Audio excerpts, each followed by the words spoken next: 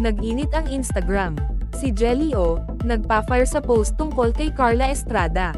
January 18, 2025 nag-aalab ang mundo ng showbiz sa Pilipinas dahil sa isang misteryosong post sa Instagram ni Jelly O, ang fiancé ni Jam Ignacio, dating boyfriend ng aktres at TV host na si Carla Estrada.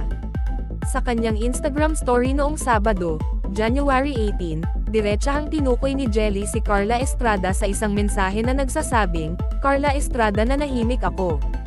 Wag mo damay work ko, nanahimik ako mami." Kahit hindi malinaw ang eksaktong konteksto ng mensahe ni Jelly, tiyak na puno ito ng pagtatalo. Ang pag-utos kay Carla na iwanan ang kanyang trabaho ay nagmumungkahi ng isang uri ng panghihimasok o hindi kanais-nais na atensyon mula sa aktres. Dagdag pa, ang paggamit ng salitang "mommy" ay nagdaragdag ng intriga na nagpapahiwatig ng isang biro o isang diretsong pagpapakita ng kawalang galang.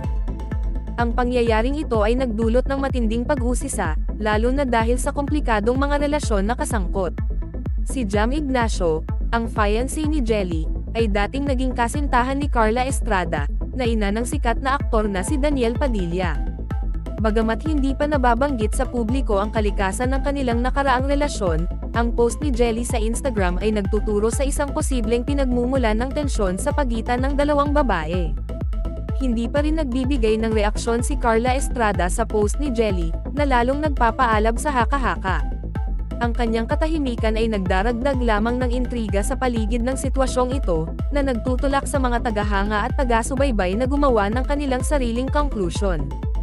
Ang pangyayaring ito ay nagpapakita ng madalas na dramatikong mundo ng showbiz sa Pilipinas, kung saan ang personal na mga relasyon at mga publikong tao ay nagsasama-sama, at madalas na nagaganap sa mata ng publiko.